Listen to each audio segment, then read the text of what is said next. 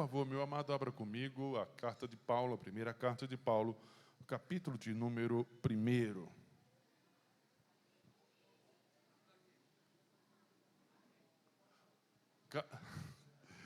Primeira carta de Paulo aos Tessalonicenses, capítulo 1. Obrigado, Jadilson.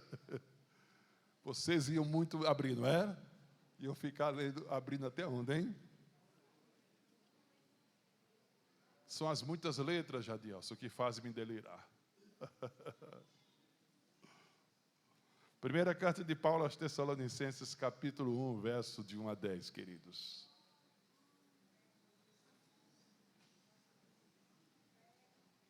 Primeira carta de Paulo aos Tessalonicenses, capítulo 1, versículo de 1 a 10.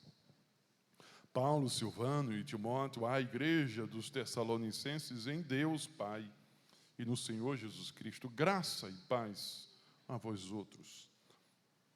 Damos sempre graças a Deus por todos vós, mencionando-vos em nossas orações e sem cessar, recordando-nos diante do nosso Deus e Pai da operosidade da vossa fé, da abnegação do vosso amor e da firmeza da vossa esperança em nosso Senhor Jesus Cristo, reconhecendo, irmãos amados de Deus, a vossa eleição. Porque o nosso evangelho não chegou até vós tão somente em palavra, mas sobretudo em poder, no Espírito Santo e em plena convicção, assim como sabeis ter sido o nosso procedimento entre vós por amor de vós. Com efeito, vos tornastes imitadores nossos e do Senhor, tendo recebido a palavra, posto que em meio de muita tribulação, com a alegria do Espírito Santo, de sorte que vos tornastes um modelo para todos os crentes na Macedônia e na Acaia. Porque de vós repercutiu a palavra do Senhor, não só na Macedônia e Acaia, mas também por toda parte se divulgou a vossa fé para com Deus, a tal ponto de não termos necessidade de acrescentar coisa alguma. Pois eles mesmos, no tocante a nós, proclamam que repercussão teve o nosso ingresso no vosso meio e como deixando os ídolos, vos convertestes a Deus para servirdes o Deus vivo e verdadeiro e para aguardardes do céu o seu Filho, a quem ele ressuscitou dentre os mortos, Jesus, que nos livra da ira vindoura. Amém. Por favor, querido, tome assento em nome de Jesus.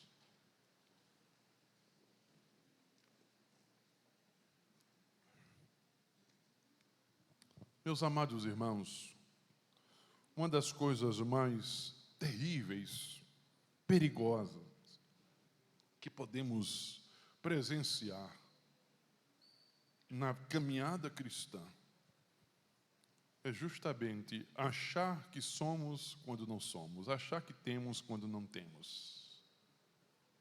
Me refiro justamente à salvação. A alegria da certeza da salvação é algo preciosíssimo na nossa vida. Ter convicção da salvação nos ajuda justamente a atravessar os momentos difíceis da nossa caminhada. Ter convicção da nossa salvação nos ajuda a perceber a graça de Deus, o amor de Deus para conosco. Ter convicção da nossa salvação nos ajuda a enfrentar aqueles dias sombrios de trevas. Saber que Deus está conosco e que nós estaremos com Ele na glória.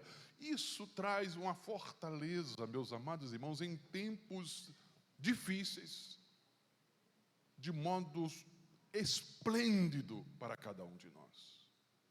É aquilo que o próprio Davi disse, é a alegria da salvação de Deus, que dá sentido à nossa existência como crentes.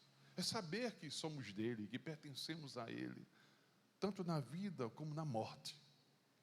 Entretanto, todavia, estarmos equivocados, enganados acerca dessa salvação é algo terrível, assustador. Pensar que se tem quando não se tem, pensar que se é quando não é, meus amados irmãos, é algo que precisa sim nos assustar, nos fazer tremer e estremecer diante desta verdade. A Bíblia nos fala de falsas conversões. Judas esteve entre os discípulos do Senhor. Comeu com ele, andou com ele, viveu com ele. Ouviu o evangelho dos lábios santos do Senhor. Entretanto, era chamado de filho da perdição. A Bíblia nos fala de Demas, que amou o presente século. E um dia foi companheiro de Paulo, ajudador de Paulo. Serviu a Paulo, ao Senhor, junto de Paulo. Mas em determinado momento, esqueceu, deixou o Senhor e se voltou outra vez para o mundo. Paulo fala de Alexandre, o latoeiro, um possível companheiro, mas que depois tornou-se acusador de Paulo. Assim a Bíblia nos fala, meus amados irmãos, daqueles que um dia estiveram caminhando com o Senhor e, como diz o próprio João, estava no nosso meio e saiu porque ele não era dos nossos. O que isso quer dizer? Que perdemos a salvação? Absolutamente. Cremos na sã doutrina que diz, uma vez salvos, salvos para sempre. Na perseverança dos santos. Todavia, se faz necessário nós buscarmos esta convicção, esta certeza. A eleição de Deus, ela precisa ser comprovada, ela precisa ser testada, ela precisa ser testemunhada, ela precisa ser vista, tanto para a nossa segurança como para a alegria dos demais. É justamente o que Paulo está dizendo aqui, nessa parte introdutória desta carta. A igreja de Tessalônica, fruto do trabalho missionário de Paulo, pouco tempo Paulo esteve ali pregando em Tessalônica, mas o pouco tempo que Paulo esteve pregando ali, pregou debaixo de muita luta, de muita perseguição, e a igreja, aqueles irmãos receberam a palavra, como Paulo vai dizer no capítulo 2, não como palavra de homens, mas como palavra do próprio Deus. E aqui Paulo, após essa saudação costumeira, no início do primeiro verso, no versículo 2 ele já começa, como de costume, fazer a sua oração de gratidão ao Senhor, dizendo, damos sempre graças a Deus por todos vós. E ele diz, mencionando, citando vocês em nossas orações, e como sempre, diz, sem cessar, de modo interrupto. E no verso 3, ele diz, nós recordamos, nós relembramos, diante do nosso Deus e Pai. E aí ele cita 3 grandes características ou marcas daquela igreja, que ele diz, a operosidade da vossa fé, a abnegação do vosso amor, a firmeza da vossa esperança no Senhor Jesus. E no verso 4 ele diz, reconhecendo, isto é, percebendo, vendo de modo muito claro, visível, de maneira inconfundível, o quê? Ele disse, irmãos, amados de Deus, a vossa eleição. O que Paulo está dizendo é justamente isso, que a eleição se torna reconhecível. O que Paulo está dizendo é que a eleição divina não é uma especulação teológica, mas, na verdade, ela se torna perceptível na vida daqueles que foram alcançados pela graça do Senhor. Sim, a eleição é invisível na sua origem eterna, mas ela se torna visível na vida, com seus efeitos na vida daqueles que são alcançados pela graça, alcançados pelo Espírito do Senhor. O que o texto vai nos mostrar é justamente como reconhecer esta eleição, não somente na nossa vida, mas também na vida dos demais, porque é isso que Paulo está fazendo. Como a eleição se torna reconhecível. No verso 3, a primeira coisa que Paulo diz é que a eleição daqueles irmãos era reconhecida justamente por causa da fé operosa deles. Quando ele diz, recordando-nos da vossa fé operosa. A fé verdadeira, meus amados irmãos, ela não é passiva. mas ela produz alguma coisa. Uma fé operosa é uma fé em obras. Em primeiro lugar, esta fé ela vai ter como base o próprio Evangelho, como ele diz aqui no versículo de número 5. Diz, porque o nosso Evangelho, quando Paulo fala do nosso, está se referindo ao Evangelho que ele pregava. Não o Evangelho dele, mas o Evangelho pregado por ele. Não chegou até vós tão somente em palavra.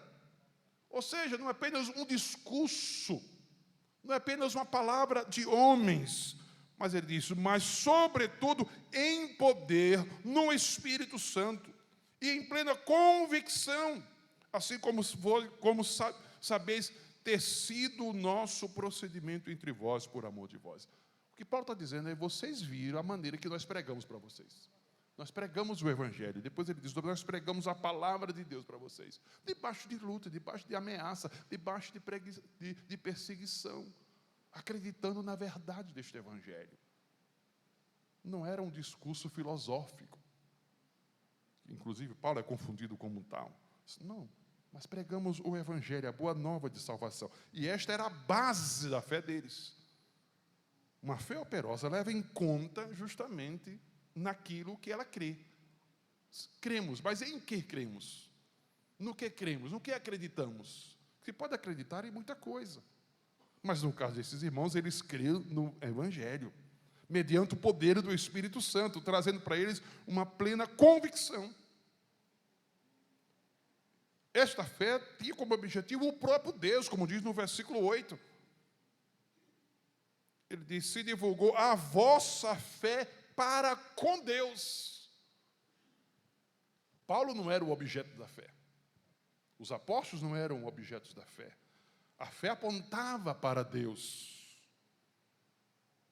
E, portanto, no versículo 9 vai dizer que a marca desta fé estava justamente no efeito que ela produzia, que era o quê? A conversão. Porque ele diz que justamente foi isso que aconteceu. Depois, eles mesmos, os demais, no tocante a nós, proclamam que repercussão teve o nosso ingresso, isso é, o tempo que nós passamos no meio de vocês, pregando o Evangelho. Como? Deixando vocês os ídolos, eram pagãos, idólatras, e eles deixaram os ídolos e se converteram a Deus. E a palavra deixar aqui, a preposição grega, tem o sentido de deixar, no sentido de se distanciar, colocar-se cada vez mais, caminhar para longe. O que Paulo está dizendo é que a fé tem como marca essa mudança de vida, essa conversão, essa volta para Deus, mas ao mesmo tempo um abandono da vida anterior, um abandono para a vida de pecado, ou para abandono da vida mundana, ou no caso deles aqui, o abandono da idolatria. É o deixar. As coisas velhas ficaram para trás, e eis que tudo se fez de novo, como diz Paulo aos Coríntios. O que Paulo está dizendo é que ele reconhecia isso. Eu vejo que vocês são eleitos. Por quê? Porque eu vejo a fé de vocês. Uma fé que tem obras, baseada no Evangelho, apontada para Deus, mas manifestada nesse ato de conversão de vocês, nessa mudança de vida de vocês, quando vocês deixaram os ídolos mudos, mortos, vocês deixaram a idolatria, os deuses de vocês, e se voltaram para Deus, converteram-se completamente para Ele. Onde há eleição, há uma fé que age, uma fé que muda rotas, que produz mudança de vida, que produz mudança de comportamento. A segunda coisa que Paulo vai dizer no texto, meus amados irmãos, é que esta eleição, sim, ela é reconhecível, porque também ela é reconhecida quando se tem um amor que labuta, o que diz justamente aqui no versículo 3. Ele diz, da abnegação do vosso amor. A palavra que no original tem um sentido de um amor que se sacrifica.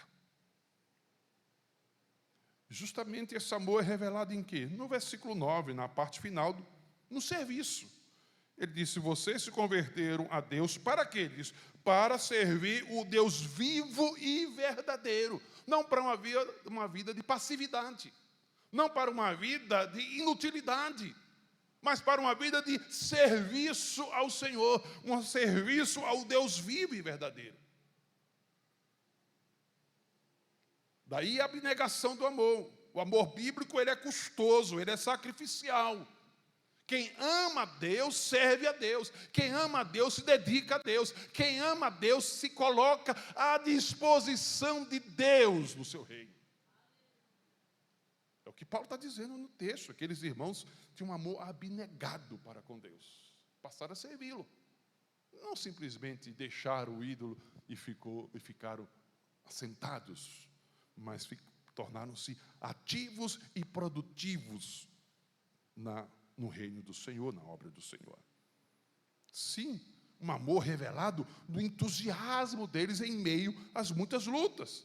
Diz Paulo que eles receberam, no verso 6, a palavra, em meio a muita tribulação. Havia luta, havia perseguição, havia uma série de coisas contrárias a eles, como foi ao próprio Paulo. Entretanto, diz o texto que eles receberam com a alegria do Espírito Santo.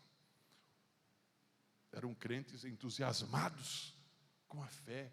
Então, o amor ao Senhor aqui demonstrava nesse entusiasmo de receber a palavra, mas receber com alegria, como se estivesse dizendo, não importa a luta que a gente está passando, o preço que a gente está pagando, a gente entende que se Deus nos ama, e a gente responde com amor a Ele. Versículo 7, um amor que era revelado na inspiração que eles causavam. Diz o texto que eles se tornaram modelos para os crentes. É interessante, de sorte que eles se tornaram modelos, uma vez que eles copiaram o próprio modelo. Diz o verso 6, nos tornaste imitadores nossos do Senhor. Imitadores. Passaram a nos imitar. Mas depois se tornaram um modelo, isto é, tornaram-se um exemplo, tornaram-se um protótipo para que os demais crentes pudessem, então, fazer semelhante. Esse amor inspirador. Amavam o Senhor, serviam o Senhor, a ponto de inspirar outros a fazer o mesmo. Daí o texto no versículo 8 diz que esse amor se revelava também no testemunho deles. Porque a fé deles, diz no versículo 8, porque de vós repercutiu a palavra do Senhor, não só na Macedônia e a Caia, mas também em toda parte se divulgou a vossa fé para com Deus. A palavra repercutir tem um sentido de fazer ecoar. A ideia de que ressoou a palavra de Deus. É de onde vem a palavra eco. Então foi além. O testemunho deles, a palavra deles, a vida deles, o amor deles, esse amor abnegado, ecoou a outros lugares e se espalhou e chegou mais longe. Tornou-se pública a fé daqueles irmãos, tornou-se público o amor daqueles irmãos. Aonde Deus elege, meus amados irmãos, se produz um amor que trabalha, um amor que serve, um amor que inspira, que influencia, um amor que testemunha. Porque se amamos a Deus, temos alegria de falar dele. Se amamos a Deus, temos alegria de testemunhar dele. Se amamos a Deus, temos alegria de compartilhar este amor, de transmitir esse amor, de ecoar este amor, de fazer chegar mais longe este amor, alcançando os demais à nossa volta. E por fim, Paulo vai dizer, meus amados irmãos, que sim, essa eleição era reconhecida, e a eleição ela pode ser reconhecida quando se tem uma expectativa gloriosa, quando aqueles que foram eleitos vivem com os pés no chão, mas com os olhos nas nuvens. Vivem pisando aqui, servindo a Deus, mas com os olhos voltados para cima. Diz ele no versículo 10, o verso 13, ele diz, da firmeza da vossa esperança. Paulo está dizendo que a esperança aqui, ela não é vaga, não se espera. por se esperar. Perceba que Paulo vai dizer que, primeiro, que a esperança deles apontava para quê? Para a volta de Cristo, no versículo 10. E para aguardardes do céu o seu Filho. O verbo aguardar aqui não tem ideia de passividade, de se aguardar assentado ou deitado, esperar, como que estivesse dizendo, eu estou cansado, vou sentar e vou aguardar. Não, mas a ideia aqui é aguardar com expectativa, é aguardar com prontidão. A ideia de aguardar aqui é aguardar preparando-se para tal coisa. O que Paulo está dizendo é que aqueles irmãos estavam aguardando. A esperança deles apontava para isso, para a volta de Cristo. Eles aguardavam a volta de Cristo com muita alegria. Mas esse aguardar, isso que Paulo está dizendo, é que eles estavam se preparando para esta volta. Porque a ideia que Paulo está passando é de como alguém que está esperando uma visita e não espera despreparado, mas prepara-se para esta visita. Organiza-se para esta visita. E tem uma grande expectativa para esta visita. A ideia de expectativa é a ideia de que alguém que estica o pescoço para tentar ver mais longe. Paulo está dizendo, vocês estão aguardando, vocês estão se preparando. Sua esperança aponta para a volta de Cristo. Sua esperança tinha também uma sólida base. Veja que a esperança deles não era vazia. Paulo vai dizer que eles esperavam a Cristo, o Filho de Deus, a quem ele ressuscitou dentre os mortos. Ou seja, a ressurreição de Cristo era a base desta esperança. Cristo vive, e se vive está na glória, e se está na glória ele regressará, ele voltará. Então a ressurreição, o fato, não especulação, o fato da ressurreição de Cristo, o fato, e quanto a fato não há argumentos, que Cristo ressuscitou e subiu ao céu, e está à direita do Pai, então ele regressará, ele vive, Cristo vive, aleluia. O túmulo está vazio, o trono está ocupado e ele regressará. Essa era a esperança dele, a base sólida dessa esperança. E a sua esperança tinha uma certeza, e uma certeza preciosa, porque essa esperança apontava para o grande livramento de Deus, que nos livra da ira vindoura. E Paulo está se referindo justamente à volta do Senhor, que traria e que trará, na verdade, justiça na terra, que trará vingança. Por isso ele vai dizer lá na sua segunda carta a esses irmãos, segunda carta aos Tessalonicenses, no capítulo de número 1, falando acerca da volta do Senhor. Ele diz, e a vós outros, quando Cristo voltar, e a vós outros, versículo 7, que sois atribulados, o Senhor vai trazer alívio. Juntamente conosco, quando o céu se manifestar, o Senhor Jesus, com os anjos do seu poder, em chama de fogo, tomando vingança contra os que não conhecem a Deus e contra os que não obedecem ao Evangelho do nosso Senhor Jesus. Estes sofrerão penalidade de eterna destruição, banidos da face do Senhor e da glória do seu poder. Paulo diz, quando o Senhor regressar, para uns é justamente acerto de contas. Por isso nós esperamos esse livramento do Senhor. Por quê? Porque será ira para os pecadores que não conhecem a Deus e que rejeitam o seu Evangelho. Mas o versículo 10 ele diz, quando vier para ser glorificado nos seus santos e ser admirado em todos os que creram naquele dia. Por isso também nós não cessamos de orar. Paulo disse, quando ele vier, ele será admirado, mas ele será glorificado nos crentes. Aleluia. O que Paulo está dizendo é que veremos a glória de Cristo, mas que a glória de Cristo também estará em nós. Nós veremos a glória de Cristo, admiraremos a glória de Cristo, mas essa mesma glória também estará resplandecendo em nós.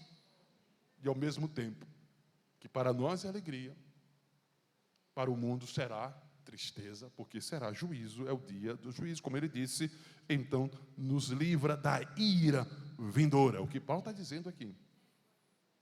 Portanto, aponta para esta certeza de que aqueles que estão em Cristo, meus amados irmãos, não sofrerão a ira vindoura, não padecerão a condenação eterna.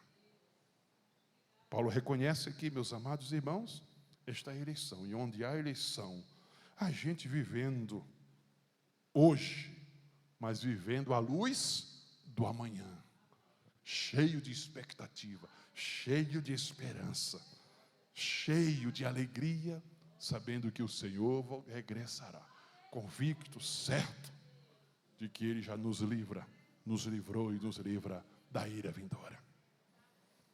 Meus amados irmãos, esta pequena passagem desta carta nos faz pensar aqui em algumas coisas. Em primeiro lugar, esse texto nos leva a refletir na nossa própria vida. Porque Paulo está dizendo que essa igreja era motivo de gratidão a Deus por parte de Paulo, por causa da vida daqueles irmãos. Uma fé operosa, um amor abnegado e uma firmeza tremenda quanto ao futuro deles. Uma esperança cheia de alegria e de glória. Isso nos faz pensar, meus amados irmãos, se de fato essas coisas também existem em nós. Paulo disse, a eleição de vocês, ela é reconhecida. É como se Paulo estivesse dizendo, já está certo, aqui, esses fatos existindo na vida de vocês, essas marcas existindo na vida de vocês, de fato a salvação de vocês está autenticada, está reconhecida, há um carimbo. Não é apenas uma mera confissão, não é apenas dizer, eu creio, mas é visto claramente na vida de vocês. E aí a pergunta é, e a minha fé? Como ela é? Subjetiva apenas? Ou tem operosidade? O que é que eu posso dizer da minha fé? Como é que você enxerga a sua fé? Uma fé operosa? Primeiro, do que você creu? Foi no Evangelho mesmo? Porque você pode crer em muita coisa, não sendo o Evangelho. Um Evangelho que salva, um Evangelho que liberta, o Evangelho da graça. Segundo, esta fé trouxe mudança na sua vida, transformação no seu viver. De fato, se pode dizer que na sua vida existe o antes e o depois. As coisas velhas realmente ficaram para trás, tudo se fez novo. Você deixou, abandonou coisas do passado e agora vive a novidade de vida. Nós não precisamos ter medo e não devemos ter medo de fazer a nós mesmos essas perguntas. Houve mudança na minha vida, há mudança na minha vida. Eu tenho esta convicção de que eu não sou mais quem eu era. Eu tenho esta convicção de que a minha vida, de fato, mudou completamente, que a minha fé é autêntica, é genuína. Tenho eu tal convicção. É preciso, meus amados irmãos, avaliar a natureza do nosso amor. Paulo diz um amor abnegado, um amor que custa, um amor que se sacrifica. E até onde nós dizemos para Deus, Senhor, Deus, eu te amo. E até onde este amor tem nos levado. O que temos feito em nome do amor para com Deus? Como é possível Deus ouvir tal declaração de amor quando há em nós tanta preguiça para a obra do Senhor? Como é possível Deus entender que nós o amamos quando há em nós tanta, meus amados, inércia, tanto comodismo? A gente diz, Senhor, eu te amo, e Ele diz, mas não me serve. Senhor, eu te amo, mas você não sai do banco. Senhor, eu te amo. Que declaração de amor é esse, meus amados irmãos? se estamos tão vagarosos no serviço ao Senhor, na obra do Senhor, que servimos a Ele quando nos convém. Que estar na casa do Senhor, que trabalhar na casa do Senhor, é quando der. E se der, porque todas as outras coisas são mais importantes na nossa vida, e dizemos que amamos a Deus.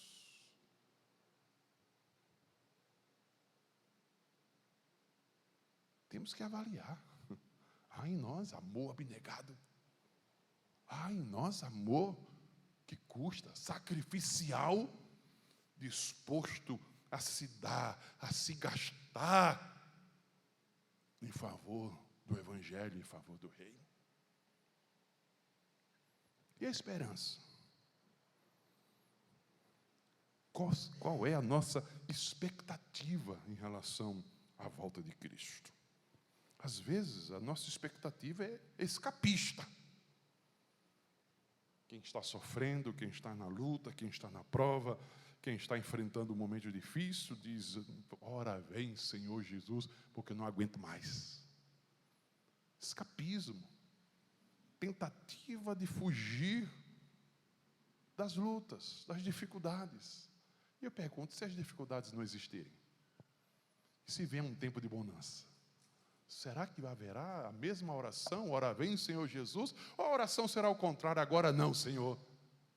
Espera mais um pouco, porque afinal de contas, está tão bom aqui. A nossa expectativa em relação à volta de Cristo, meus amados irmãos, não pode, de maneira nenhuma, ser um escapismo desta realidade, ou uma fuga das nossas lutas e cansaços da vida.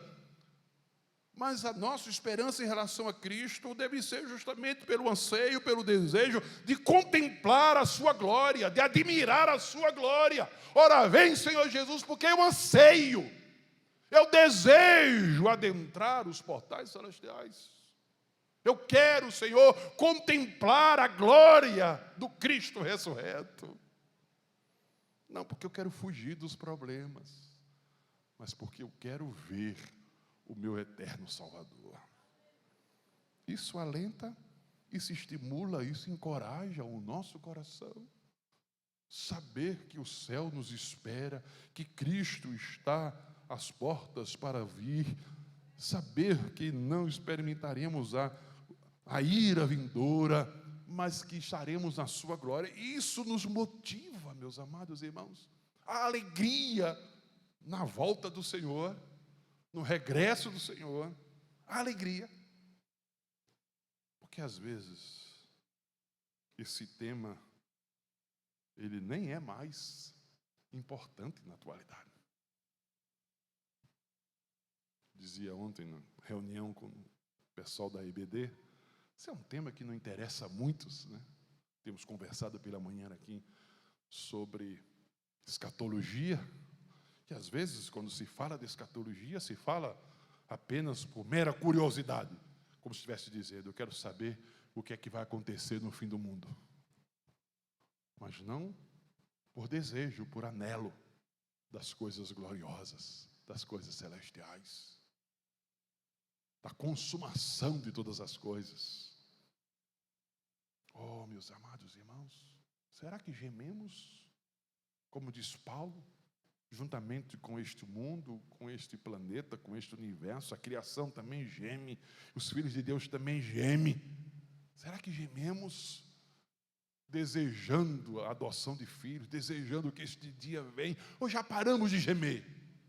Já não anelamos mais, já não temos mais nenhuma expectativa em relação ao futuro, porque a vida aqui é boa, é agradável. Já nos acostumamos com ela. Essa semana, quinta-feira, nós meditamos justamente no texto lá de Ló,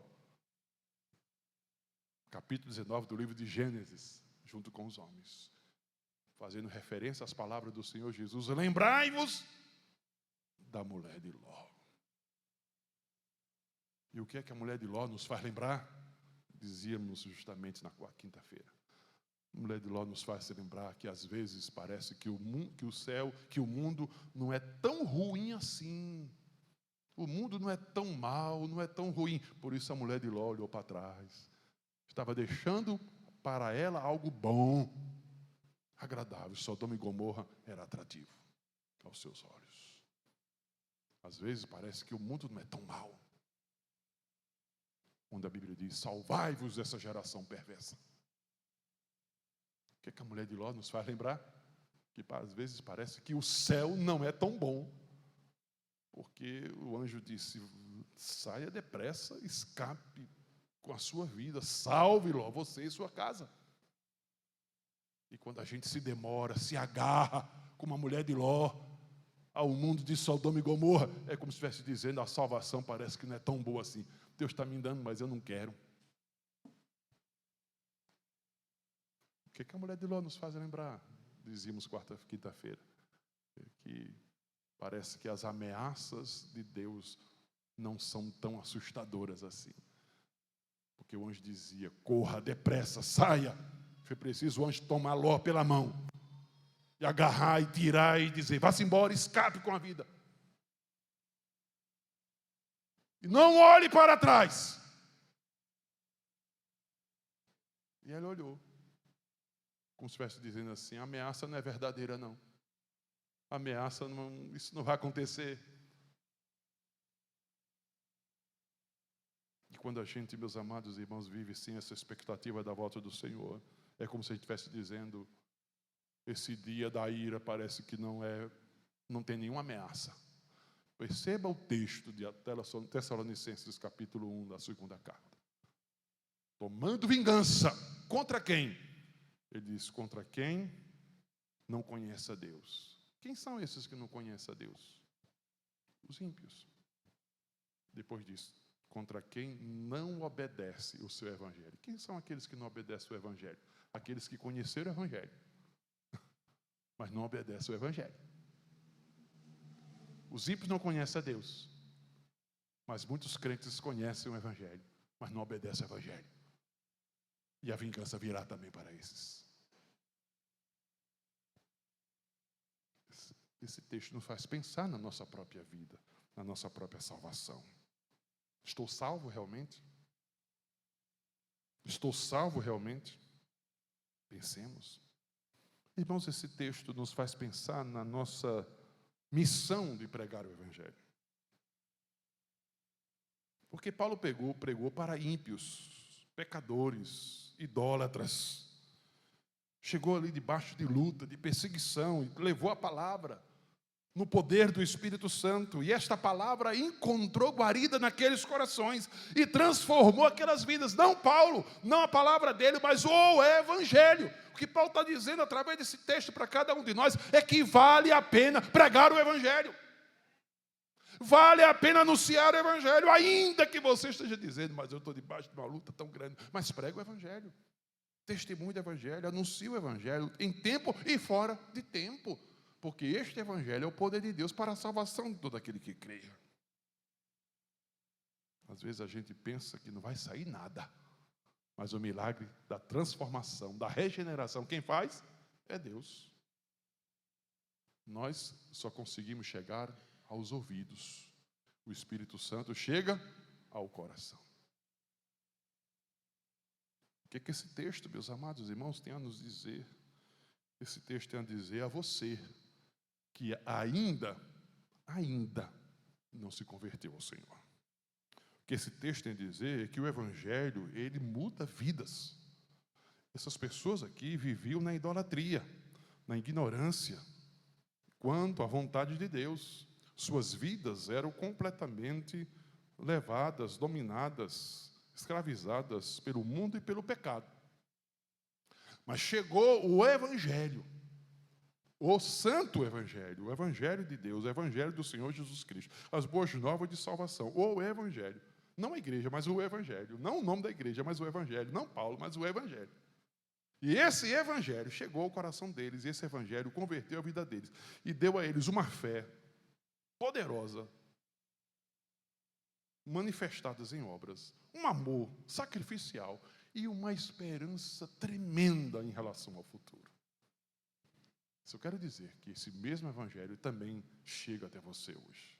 Esse mesmo evangelho também é para você hoje. Esse mesmo evangelho salva você hoje. Esse mesmo evangelho transforma a sua vida hoje. Lembre-se, não é simplesmente vindo à igreja, ouvindo, que você é salvo, mas é ouvindo e respondendo a este evangelho.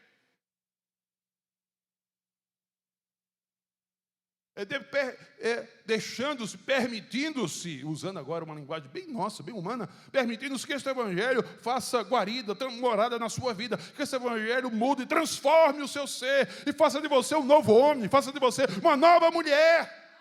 Ainda que você diga, mas tem preço, e aí eu vou dizer para você, e você esperava que não tivesse, meu filho? É lógico que tem preço, é lógico que tem custo. E qual é o custo, pastor? É a renúncia de tudo, é o abandono do mundo, é o abandono do pecado, é o abandono da idolatria. Deixe tudo, abandone tudo e siga este evangelho, e siga Cristo. Tem preço, mas tem recompensa, mas tem alegria no céu. Este evangelho é para você. Esse evangelho salva. E você não pode apenas ser ouvinte deste evangelho. Você precisa tomar uma postura, uma decisão diante deste evangelho, entregar-se, abrir o coração, romper com as cadeias, com os grilhões que lhe prendem. Você acha que essas pessoas não tinham familiares, parentes que não eram crentes, que não criam no evangelho? Com certeza. Você acha que elas não foram perseguidas porque aceitaram o evangelho? Com certeza. Você acha que elas não perderam amigos e influência, outras coisas mais, por causa do evangelho? Com certeza. Mas este é o preço do evangelho. O evangelho tem preço. E você precisa pagar o preço deste evangelho, no sentido de tomar a sua cruz e segui-lo, como disse o próprio Cristo. Quem quer vir após mim, toma a sua cruz, negue-se a si mesmo, toma a sua cruz e siga-me. O evangelho cobra, sim, a renúncia, o deixar, o abandonar da velha vida e abraçar para a novidade de vida.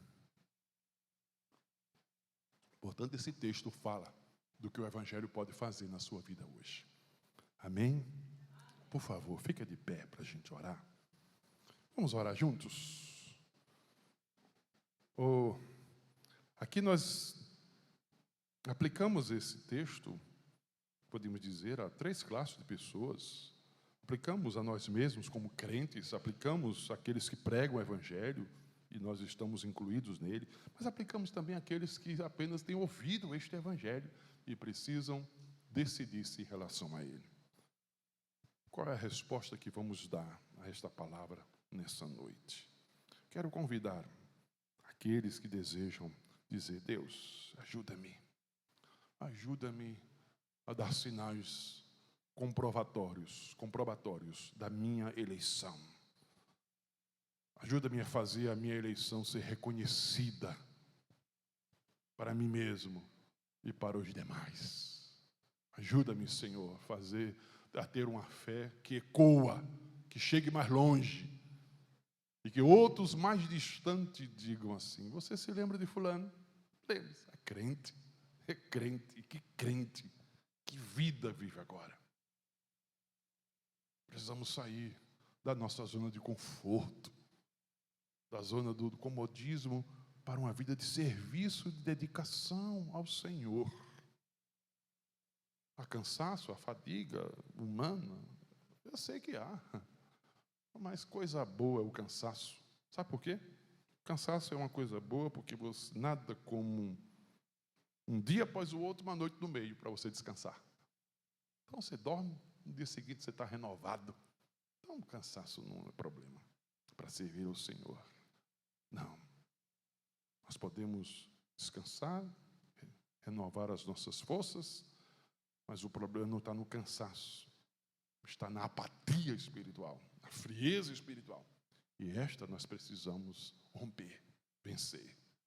E dizer: ó Deus, aquece o meu coração, inflama minha alma, me faz outra vez sentir paixão, amor pelo teu evangelho, como se fosse lá a primeira vez. É isso, irmãos. Quero convidar você, querido, para a gente orar junto. Em nome de Jesus, se você deseja, deixe o seu lugar, para a gente ter esse momento de dedicação diante do Senhor, de oração, de quebrantamento. Quero convidar você para sair, meu irmão. Convidar você para vir aqui, para a gente orar. Vamos orar juntos? Quero convidar você também que ouviu este evangelho nessa noite e quer se deixar tocar e se sente tocado por ele, se deixa ser transformado por ele, arriando aí todas as resistências do seu coração e dizendo: Senhor, entra na minha vida, muda a minha vida, eu quero ter uma história nova com o Senhor. Porque não adianta a gente viver ano novo, vivendo vida velha.